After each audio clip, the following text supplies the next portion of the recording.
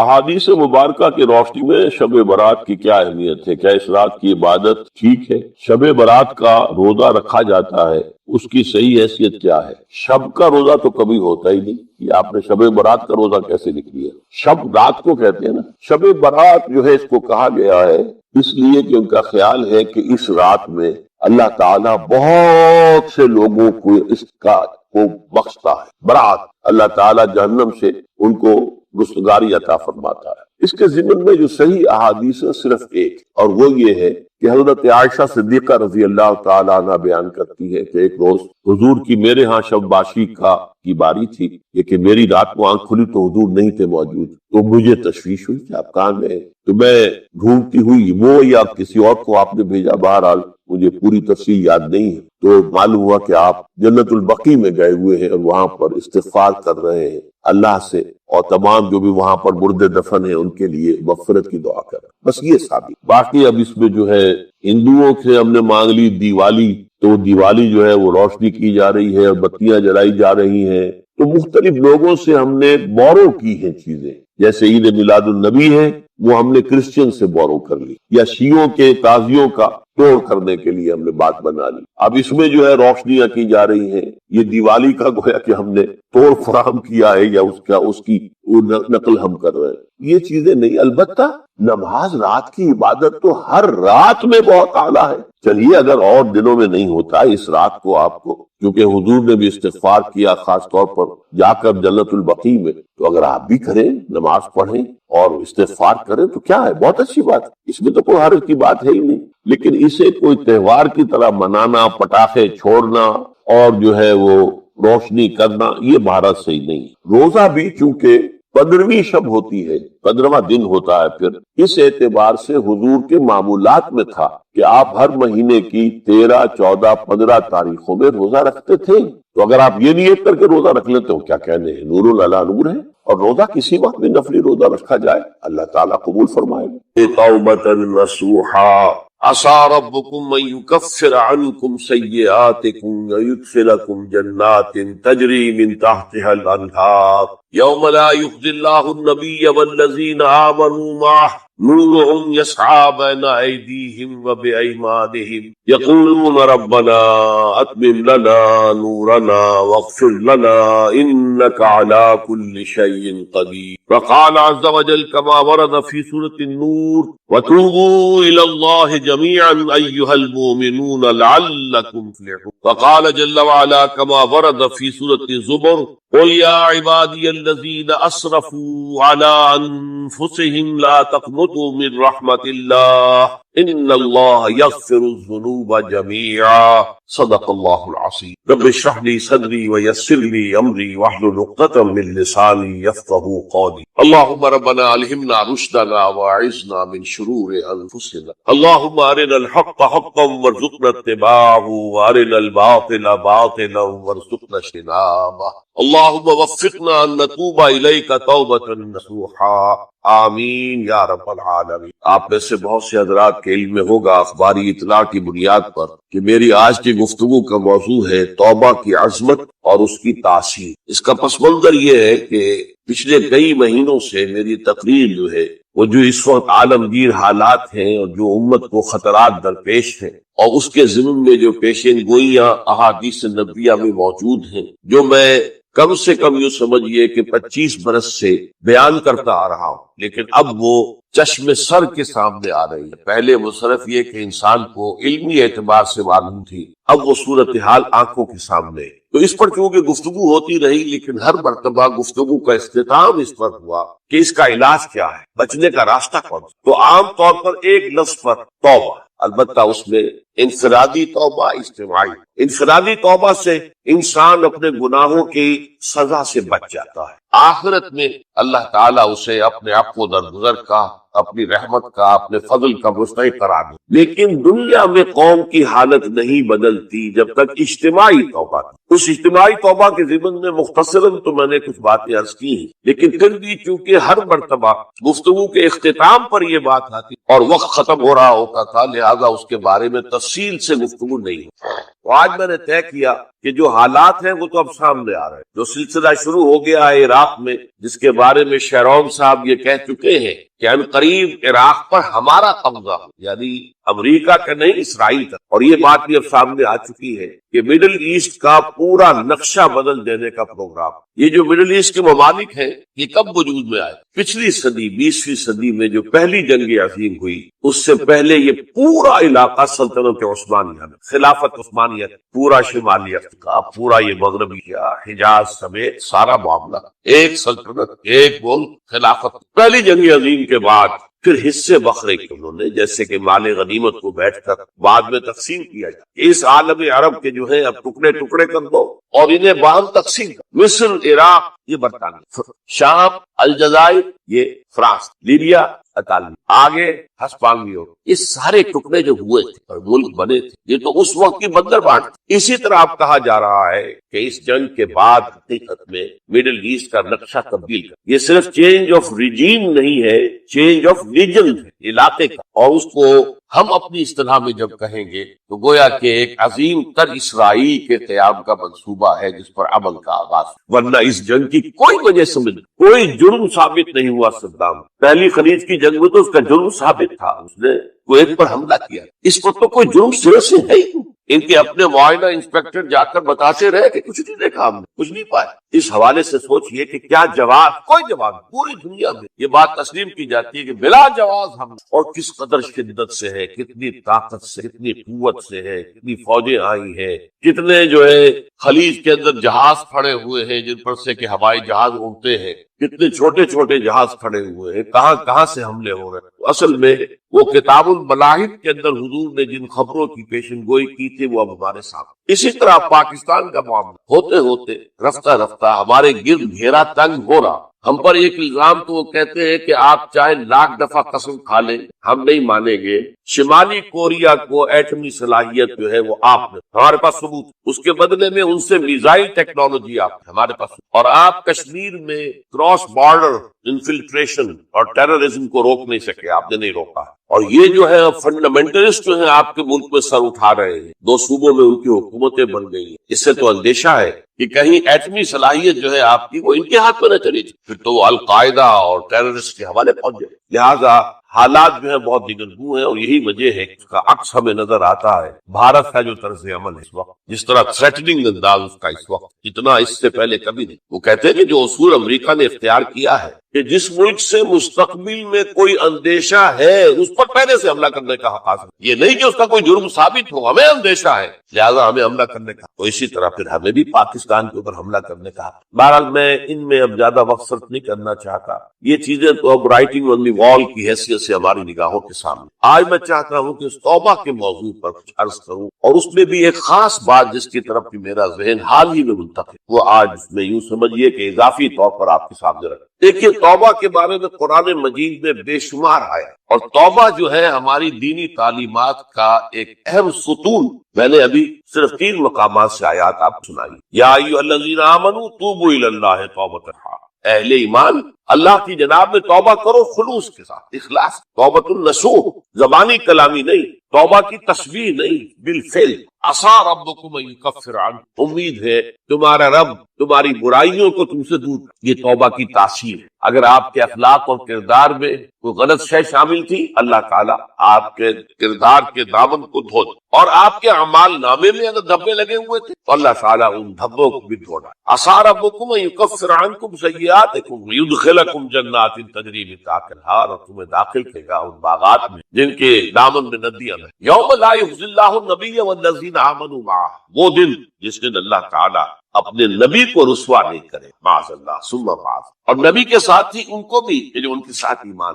نورہم یسعی بین ایدیہم و بایمانہم، ان کا نور ان کے داہنی سامنے طرف اور داہنی طرف دوڑتا، نور ایمان قلب سے پھوٹ رہا ہوگا اور وہ سامنے روشنی ڈالے گا، اور نور اعمال صالحہ داہنے ہاتھ کی طرف سے کیونکہ عمل کرتے ہیں نیک، تو وہاں سے نور ظاہر ہوگا جو دنیا میں اعمال کی شکل میں کمایا گیا۔ اور اس وقت یہ اہل ایمان کہتے ہوئے یقولون ربنا اتمم لنا نورنا، اے اللہ ہمارے نور کو کامل فرما۔ اس کا پس منظر یہ ہے کہ ظاہر بات ہے کہ ایمان کے درجات بھی بے شمار ہیں، کہاں ابو بکر صدیق کا ایمان، کہاں ایک عام صحابی کا ایمان، کہاں ہم جیسے غیر صحابہ عام مسلمانوں کا ایمان، نسبت خاک رابع عالم پاک، اسی نسبت سے اس نور کی انٹینسٹی ہو۔ حضور نے فرمایا کچھ لوگوں کا نور تو اتنا ہوگا کہ وہ مدینے سے صنعاء تک اس کی روشنی پہنچے، یمن کے داروں، اور کچھ لوگوں کا نور اتنا ہوگا کہ صرف ان کے قدموں کے آگے روشنی، جیسے ٹارچ ہوتی ہے۔ آپ ظاہر بات ہے کہ اگر آپ کو رات کے وقت جنگل سے گزرنا ہو اور پگڈنڈی ہو کوئی اور اندھیری شب ہو، تو آپ کے لیے وہ ٹارچ بھی کس قدر بڑی غنیمت ہے کہ آدمی دیکھ لیتا ہے کہ سامنے سانپ ہے، کیا ہے، گڑھا ہے، کھائی ہے، کیا ہے۔ تو اس وقت جن کو وہ ٹارچ نصیب ہو گئی وہ بھی بہت خوش، لیکن ان کا کیا کہنا جن کا نور مدینے سے صنعاء تک پہنچ رہا، تو جن کے نور کی انٹینسٹی کم ہوگی وہ اللہ سے دعا کرتے ہیں ربنا اتمم لنا نورنا، پروردگار ہمارے نور کو بھی کامل، تو نے اپنے ان بندوں پر کتنا کیا ہے، کتنا بڑا نور ان کو عطا کیا، اتمم لنا نورنا، ہمارا نور بھی اس کا اتمام فرما دے تک واغفر لنا۔ اور یہ کیسے ہوگا؟ ایسے ہوگا کہ ہمارے گناہوں کی پردہ پوشی ہوگی، پھر اس نور کی انٹینسٹی میں اضافہ۔ واغفر لنا انک علی کل شیء قدیر، یقیناً تو ہر شے پر قادر۔ پھر میں نے آپ کو آیت سنائی سورہ نور، یہ آیت نمبر 31، بڑی طویل آیت ہے، اس کا آخری ٹکڑا ہے وَتُوبُوا إِلَى اللَّهِ جَمِيعًا أَيُّهَا الْمُؤْمِنُونَ لَعَلَّكُمْ تُفْلِحُونَ، اے ایمان والو اللہ کی جناب میں سب مل جل کر توبہ کرو تاکہ تم فلاح۔ یہ گویا کہ اجتماعی توبہ کا جو میں نے آپ کے سامنے اصطلاح بیان کی ہے، یہ اس کا نام۔ اور ایک اور آیت جو میں نے آپ سنائی سورہ زمر کی آیت نمبر 53، بعض لوگوں پر کچھ مایوسی طاری ہو جاتی، ہم اتنے عرصے سے گناہ کرتے چلے آ رہے ہیں، کیسے معافی، کیسے ممکن ہے، کیسے چھٹکارا ملے؟ ایسے لوگوں کے لیے ان کے اطمینان کے لیے، ان کی دلجوئی کے لیے، ان کی تسلی کے لیے یہ آیت عظیم ترین آیات میں سے قرآن۔ قل یا عبادی الذین اسرفوا علی انفسہم، اے نبی کہہ دیجئے اے میرے وہ بندو جنہوں نے اپنی جانوں پر ظلم کیا ہے، ظلم اٹھایا ہے، زیادہ کیونکہ گناہ کرتے رہے ہو تو اپنی جان پر ظلم کیا ہے، میرا تو کچھ نہیں بگاڑا، اللہ تو غنی ہے، اس کی تو سلطنت میں کوئی کمی نہیں آتی۔ ایک حدیث قدسی میں الفاظ آئے ہیں میرے بندو اگر تم سب کے سب اولکم و آخرکم و انسکم و جنکم، تمام انس و جن اور اولین سے لے کر آخرین تک کسی بدترین انسان جیسے فاسق و فاجر ہو جائے، سب ابلیس بن جائے، تب بھی میری سلطنت میں کوئی کمی، اور اگر تم سب کے سب اولین و آخرین اور انس اور جن سب مل کر جو متقی ترین انسان ہو سکتا ہے ویسے بن جاؤ، ابو بکر صدیق بن جاؤ، تب بھی میری سلطنت میں کوئی اضافہ نہیں۔ تو اللہ تعالیٰ کا تو کچھ بگڑتا نہیں ہے، انسان گناہ کرتا ہے تو اپنا نقصان۔ سن یا عبادی الذین اسرفوا علی انفسہم، کہہ دیجئے اے نبی اے میرے وہ بندو جنہوں نے اپنی جانوں پر ظلم کیا ہے، ستم کیا ہے، ظلم ڈھایا ہے، لا تقنطوا من رحمت۔ میں آج بعض حدیثیں اس موضوع پر آپ کو سناؤں گا، عجیب چشم کشا حدیثیں۔ میں نے چونکہ اس موضوع پر گفتگو کرنی تھی تو میں نے کچھ اس پر احادیث کا تفحص کیا، تو واقعہ یہ ہے کہ بعض احادیث پڑھ کر خود میری جو ہے میرے علم میں اضافہ ہوا، ادھر میری توجہ آج تک نہیں گئی۔ لا تقنطوا من رحمت اللہ، اللہ کی رحمت سے مایوس مت، ان اللہ یغفر الذنوب جميعا، اللہ تعالیٰ تمام کے تمام گناہ معاف کرتے ہیں۔ اللہ تعالیٰ کی سنت، اللہ کا اختیار، اللہ کا فیصلہ ہے، لہذا مایوس نہ ہو۔ اصلاح احادیث میں بعد میں آپ کو سناؤں گا، اس سے پہلے اس کا فلسفہ سمجھ لیجیے اصل میں کیا ہے۔ دیکھیے ایک ہے طبیعی اعمال، فزیکل، ان کا ہم دنیا میں اصول یہ دیکھتے ہیں کہ اس کے نتائج لازمی اور ان سے چھٹکارا نہیں مل سکتا۔ آپ نے سنکھیا کھایا ہے تو مریں گے، چائے کھانے کے بعد آپ نے خودکشی کا ارادہ کیا، سنکھیا کھا لیا، اب چاہے آپ پر ندامت ہو، پشیمانی ہو، پریشانی ہو، توبہ کرے، آپ بچنے کا کوئی سوال نہیں، مرنے کا یہ کہ اللہ تعالیٰ جو ہے اپنی معجزانہ کسی قدرت سے اس عمل کا جو طبعی نتیجہ ہے اس کو نکلنے سے روک۔ آگ کی فطرت ہے وہ جلاتی ہے، اللہ کے حکم کے تحت حضرت ابراہیم کو اس نے نہیں جلایا، یا نار کونی بردن سلام علی ابراہیم، لیکن یہ ہمیشہ نہیں ہوتا، یہ تو ایک دفعہ ہو گیا بس۔ اللہ جب چاہے اب بھی کر سکتا ہے، لیکن یہ روز روز نہیں ہوتا۔ روز روز جو بھی فزیکل لاز ہیں وہ چل رہے ہیں، اگر وہ نہ چلے تو کوئی سائنس پاسبل ہی نہ ہو، کوئی ٹیکنالوجی ممکن ہی نہ ہو۔ یہ تو ان فزیکل کیمیکل لاز جو ہے ان کا دوام ہے، جس وجہ سے یہ ساری سائنس اور ٹیکنالوجی اب کہاں سے کہاں پہنچ رہی ہے کہ عروج آدم خاکی سے انجم سہمے جاتے کہ یہ ٹوٹا ہوا تارا کہیں مہی کا عمل نہ بن جائے۔ تو یہ توبہ جو ہے فزیکل اعمال میں مفید نہیں، چاہے آپ پر یہ احساس میں کیا کر بیٹھا، کیا میں نے کیا، کیوں میں نے کھا لیا، یہ سب کیا، تو توبہ سے کرے۔ جو اخلاقی اعمال ہے ان کا قانون یہ نہیں، اخلاقی اعمال کے نتائج ختم ہو جاتے ہیں، توبہ یہ ایک بہت بڑا قانون، بہت بڑا۔ ایسا نہیں ہے کہ کسی گناہ سے انسان کی فطرت میں کوئی ایسی مستقل کجی واقع ہو جائے کہ جس کی اصلاح کی کوئی صورت ہی نہ ہو، یہ نہیں، بڑے سے بڑے توبہ کرو، خلوص دل سے کرو، جو اس کے اصول ہیں، جو اس کے قواعد ہیں، جو اس کے ضوابط ہیں، جو اس کی شرائط ہیں، ان کو پورا کرو۔ تو بڑے سے بڑے اعمال، برے سے برے اعمال، میں حدیثیں آج آپ کو سناؤں گا، حیران کروں، کیونکہ عام طور پر یہی ہوتا ہے کہ مواعظ میں چونکہ لوگوں کو اصلاح کی ترغیب دلانی، تو وہ جو انذار کا پہلو ہے اسے زیادہ نمایاں کیا ہے۔ اللہ کی طرف سے شدید ذو انتقام، اللہ انتقام دے دے، اللہ سزا دے دے، لیکن یہ دوسرا پہلو جو ہے وہ بھی اپنی جگہ پر بہت اہمیت کا کہ طبیعی اعمال کے نتائج اور عواقب اور اخلاقی اعمال کے نتائج و عواقب یہ ایک جیسے۔ اب اس معاملے میں تاریخ مذاہب عالم میں جو بہت بڑی غلطی ہوئی، بہت بڑی تورات میں حضرت آدم اور حوا علیہ السلام سے جو غلطی اور خطا ہو گئی تھی، آپ اندازہ کیجئے کیا مقام اللہ نے عطا کیا تھا، سارے فرشتوں کو ان کے سامنے سجدہ کروا، اور ایک ہی حکم تو دیا تھا نا کہ اس درخت کے قریب نہ جانا، اور تو ابھی کوئی شریعت نہیں تھی، کوئی لمبے چوڑے احکام نہیں تھے، کھاؤ جہاں سے چاہو اس ایک درخت کے بعد، وَلَا تَقْرَبَا هَٰذِهِ الشَّجَرَةَ فَتَكُونَا مِنَ الظَّالِمِينَ، اور وہی کام کر بیٹھے حضرت آدم اور حضرت حوا علیہ، کتنا بڑا ہوگا، کتنا، لیکن قرآن نے وضاحت کر دی کہ آدم نے توبہ کی، اللہ نے معاف کیا، اللہ تعالیٰ سے کلمات سیکھے، ندامت دل میں پیدا ہو گئی حضرت آدم، لیکن الفاظ نہیں تھے، ان الفاظ میں اللہ سے معافی مانگوں، اسے خطا ہو گئی، بہت بڑی غلطی، وہ الفاظ بھی اللہ نے سکھائے، فَتَلَقَّىٰ آدَمُ مِن رَّبِّهِ کَلِمَاتٍ، یہ ہے جس میں کہ وہ علامہ اقبال کا ایک شعر ہے ان کے نوجوانی کے دور کا، جس پر میں بھول رہا ہوں کہ داد دہلوی تھے یا کوئی اور تھے کہ جنہوں نے علامہ سے کہا تھا، میاں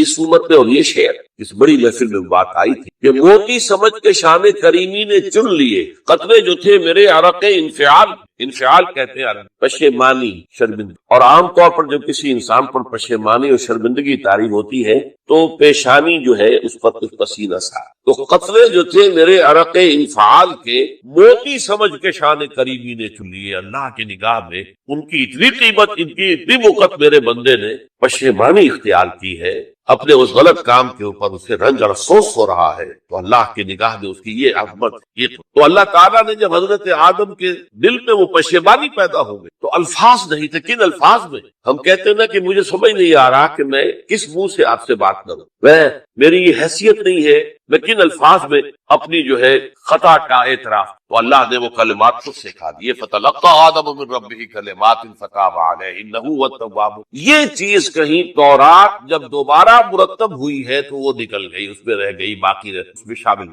یہ تاریخی اعتبار سے جان لیجئے، تورات جو ہے وہ آج سے 2500 بلکہ 2600 برس قبل سے دنیا سے غائب۔ یہ تورات کا جو نسخہ تھا یروشلم میں 587 قبل مسیح میں جب نبوکدنضر نے، شاید آج کل آپ دیکھ رہے ہو یہ عراق کی جنگ میں عراق کے جو خاص ڈویژنز ہیں عراقیوں کے ریپبلکن گارڈز کے، ان میں سے ایک کا نام جو ہے وہ نبوکدنضر ڈویژن، ایک کا حمورابی ڈویژن ہے۔ حمورابی جو ہے عراق کا بہت پرانا بادشاہ تھا اور تاریخ انسانی میں سب سے پہلا قانون اس نے مرتب، حمورابی، یہ بہت پرانی تہذیب ہے، دنیا کی غالباً سب سے زیادہ اینشنٹ تہذیب جو ہے وہ عراق، حضرت ابراہیم یہی پیدا ہوئے شہر عرب۔ تو نبوکدنضر نے جب تباہ کیا تھا یروشلم، 6 لاکھ آدمیوں کو قتل کیا اور 6 لاکھ کو قیدی بنا کر لے گیا بیبیلونیا، بابل کا لفظ بھی آج کل آ رہا ہے، کسی زمانے میں وہ عظیم شہر تھا دنیا کا، وہ معمولی سا شہر رہ گیا، نئے شہر بڑھ گئے۔ تو اس وقت سے اس نے جب یروشلم میں جو ہیکل سلیمانی حضرت سلیمان کی بنائی ہوئی مسجد تھی اس کو جب گرایا، اس کے بعد سے وہیں پر وہ نسخہ رکھا ہوا تھا تورات، پھر دنیا میں وہ نسخہ یہودیوں کا کہنا ہے کہ موجود ہے مسجد اقصی کے نیچے، وہ جب اس نے گرایا تھا تو جو نیچے تہخانے تھے وہ نہیں گرے تھے، وہ محفوظ رہتے، اوپر ملبہ آ گیا، اور وہیں پر وہ تورات اور وہ تابوت سکینہ جس میں حضرت موسیٰ کا عصا بھی رکھا ہوا ہے اور بہت سے وہ من اور سلوہ کے بھی نمونے رکھے ہوئے ہیں، وہ تابوت سکینہ اس کا قرآن مجید میں سورہ بقرہ میں ذکر ہے، وہ بھی موجود ہے، اور جو ربائی وہاں اس وقت تھے ان کے علماء، ان کی لاشیں بھی وہاں پڑی، وہ جب ہم کھدائی کریں گے تو دنیا میں سامنے۔ لیکن بہرحال اس وقت جو مجھے کہنا تھا وہ یہ کہ چونکہ اصل تورات اس وقت گم ہو گئی، 150 سال کے بعد اسے پھر یادداشتوں سے کچھ مرتب کیا گیا تو اس میں غلطیاں پیدا، اب انسانی یادداشت کا معاملہ آ گیا۔ انہی میں سے ایک بڑی غلطی یہ ہوئی، اومیشن یہ ہوئی کہ حضرت آدم نے جو توبہ کی اور اللہ نے قبول فرما لیا، اس کا ذکر اس میں نہیں۔ اس سے نتیجہ عیسائیوں نے کیا اختیار کیا کہ وہ اوریجنل سن کہتے ہیں اسے، وہ جو ابتدائی گناہ تھا عظیم جو ہمارے جد امجد آدم سے سرزد ہوا، اس گناہ کا اثر جو بھی بچہ نسل آدم میں پیدا ہوتا ہے وہ لے کر آتا۔ یہ زمین و آسمان کا فرق۔ اسلام کے نزدیک ہر بچہ جو پیدا ہوتا ہے وہ معصوم بلکہ مسلم ہے۔ کل مولود یولد علی الفطرہ، جو بھی بچہ پیدا ہوتا ہے وہ فطرت اسلام پر پیدا ہوتا ہے۔ فابواہ یحودانہ او یمجسانہ او ینصرانہ، یہ تو والدین ہیں اس کے جو اسے مجوسی یا عیسائی یا یہودی بنا لیتے ہیں، ورنہ وہ تو مسلمان ہوتا ہے، فطرت کی کلین سلیٹ لے کر آتا۔ عیسائیت کہتی ہے ہر انسان جو پیدا ہوتا ہے بنیادی طور پر گناہگار ہے، اپنے جد امجد کے گناہ کا بوجھ لے کر آ۔ اب اس کا علاج انہوں نے پھر کیا تجویز کیا، یہ ہے کہ ایک غلطی پر دوسری غلطی اور دوسری پر تیسری غلطی، خشت اول سون حد بیمار کا تاثریا بھی ربط دیوار کا۔ اب اللہ نے جب دیکھا اب ہر بندہ جو ہے آدم کی اولاد کا بنیادی طور پر پیدائشی طور پر گناہ کار ہے، تو اب کیا کیا جائے؟ تو اللہ نے اپنا اکلوتا بیٹا، صلبی بیٹا مسیح یسوع اسے زمین پر بھیجا۔ یہ الفاظ میرے ہیں کہ اسے قربانی کا بکرا بنا کر اور ان سب کی طرف سے قبول کر لیا، گناہ گاروں کی طرف سے، کہ ان کے گناہ کا کفارہ ہو جائے گا جو عیسیٰ کو مانے۔ یہ عقیدہ ہے عیسائی۔ جڑ کیا ہے کہ گناہ ہو گیا تو گناہ کا اثر تو رہے۔ قرآن یہ کہتا نہیں، اللہ دھو دیتا، تمہاری سیرت و کردار کے اوپر بھی جو داغ ہیں دھل جائیں گے، اور تمہارے نامہ اعمال میں جو دھبے ہیں وہ بھی دھل جائیں گے۔ توبہ توبوا الی اللہ توبہ، کرو وہ توبہ کے جو بالکل خلوص دل کے ساتھ۔ اب میں ذرا آپ کو کچھ احادیث، ایک طرح کا یہ تبشیر کا پہلو ہے آج ہماری گفتگو میں کہ جو نمایاں ہوگا۔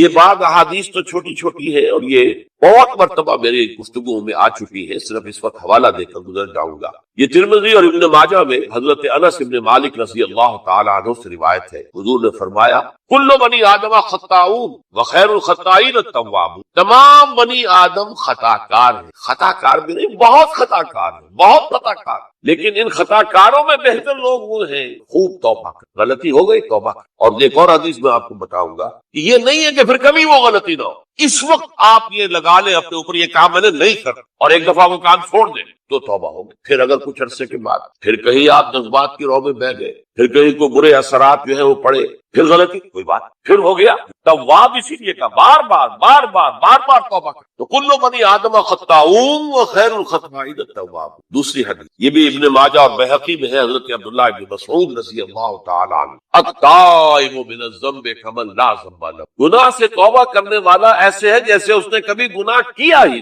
دھل جاتی ہے، تختی دھل گئی، بچے نے تختی لکھی تھی اس کو دھو دیا، ختم۔ ایک حدیث تو پڑھ کر میں بھی چونکا۔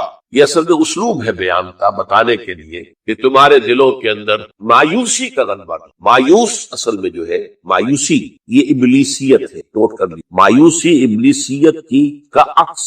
مبلس کہتے کسے جو مایوس ہو گیا، ابلیس سب سے بڑھ کر مایوس جو ہے وہ ابلیس، اسے معلوم میرا چھٹکارا تو نہیں ہے، لہذا میں جتنوں کو اپنے ساتھ لے کر جہنم میں جھونک، یہی میری کمائی ہے، میں نے تو بچنا نہیں۔ تو ابلیس کہتی ہے اس کو جو انتہائی مبلس، جو رحمت خدا بندی سے مایوس۔ اب اس کو دور کرنے کے لیے حدیث سنیے، اور یہ حدیث مسلم شریف کے صحیح ہے، حضرت ابو ہریرہ سے حضور فرماتے ہیں والذی نفسی بیدہ، قسم ہے اس ذات کی جس کے ہاتھ میں میری جان ہے، لو لم تذنبوا، اگر تم لوگ گناہ نہ کرتے، لذهب اللہ بکم، تو اللہ تعالیٰ تمہیں لے جاتا کہیں اور، وَلَجَاءَ بِقَوْمٍ يُذْنِبُونَ، اور پھر کسی ایسی مخلوق کو پیدا کرتا ہے جو گناہ کرتے، فَيَسْتَغْفِرُوا اللَّهَ، اور پھر وہ اللہ سے استغفار توبہ کرتے، فَيَغْفِرُ لَهُمْ، اور اللہ تعالیٰ انہیں معاف۔ تو میں نے عرض کیا کہ یہ بعض چیزیں ہوتی ہے کہ جن کا واقع سے کوئی تعلق نہیں ہوتا، لیکن ایک زور بیان کے لیے ایک بات کو ایمفیسائز کرنے، جیسے قرآن مجید میں آتا ہے، اے نبی کہہ دو ان کان للرحمن ولد فانا اول العابدین، اگر اللہ کا کوئی بیٹا ہو تو میں سب سے پہلے میں ہوں، جب میں اللہ کو پوچھتا ہوں تو اللہ کا اگر کوئی بیٹا ہوتا تو کیا میں اسے نہ پوچھتا، لیکن نہیں ہے۔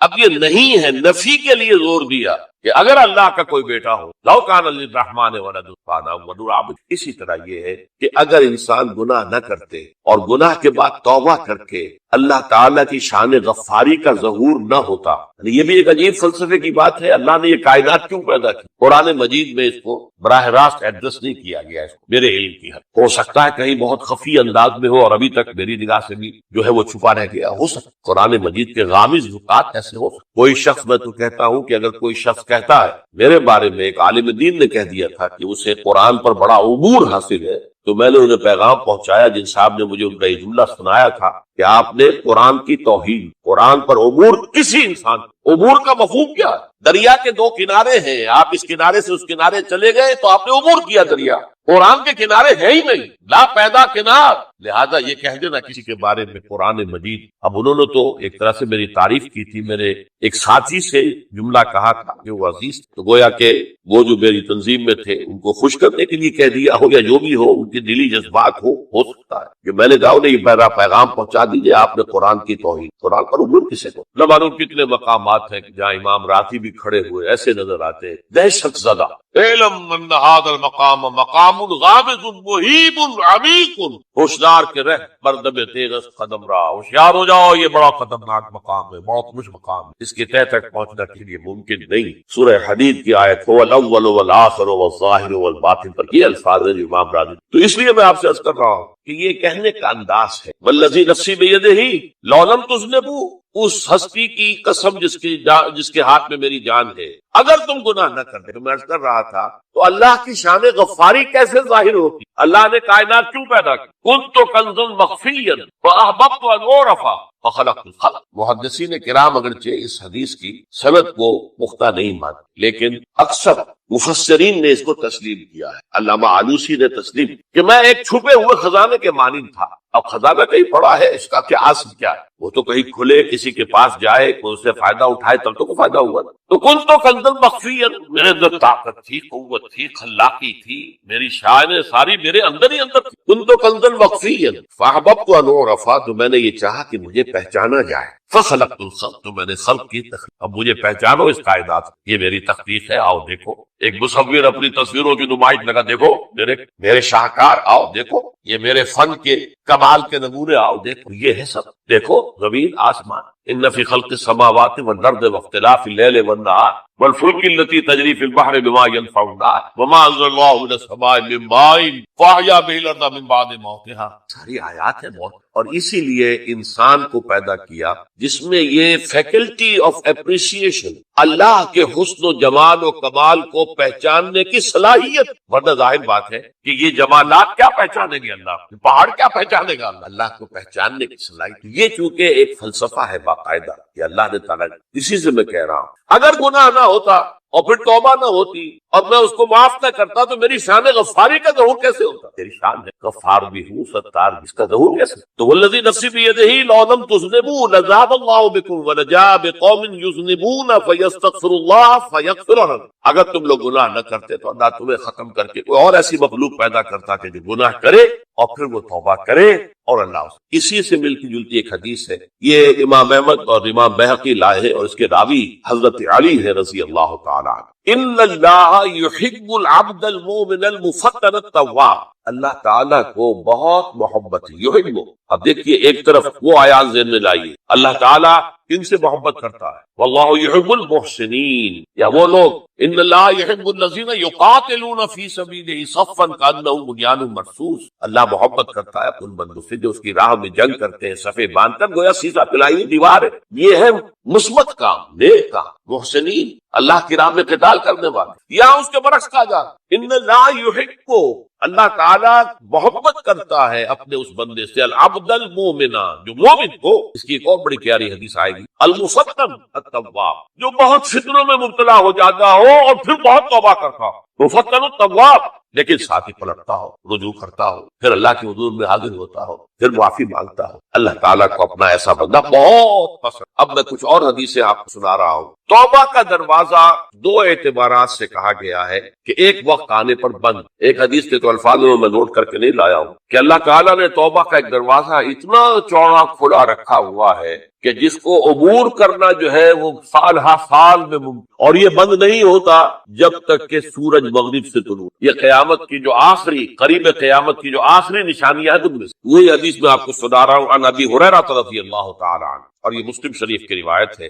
من تاب قبل ان تطلع الشمس من مغربها تاب اللہ علیہ، سورج کے مغرب سے طلوع ہونے سے قبل تک جو لوگ توبہ کریں گے اللہ تعالیٰ ان کی توبہ کو، البتہ جب وہ قیامت کی وہ نشانی ظاہر ہو جائے کہ سورج مغرب سے ہو رہا ہے، اب دروازہ توبہ کا، اب اس کے بعد اگر توبہ کوئی کرتا ہے تو اللہ تعالیٰ اس کی توبہ کو، یہ تو اجتماعی سطح پر ہوئی، انفرادی سطح پر۔ ان عبداللہ ابن عمر رضی اللہ تعالیٰ عنہما عن النبی صلی اللہ علیہ وسلم قال ان اللہ عز وجل یقبل توبۃ العبد ما لم یغرغر، یہ ترمذی میں ہے حضرت عبداللہ ابن عمر رضی اللہ تعالیٰ عنہما سے کہ اللہ تعالیٰ اپنے بندے کی توبہ قبول کرتا ہے جب تک کہ وہ، جسے ہم کہتے ہیں گھنگرو نہ بولنے لگے، حلق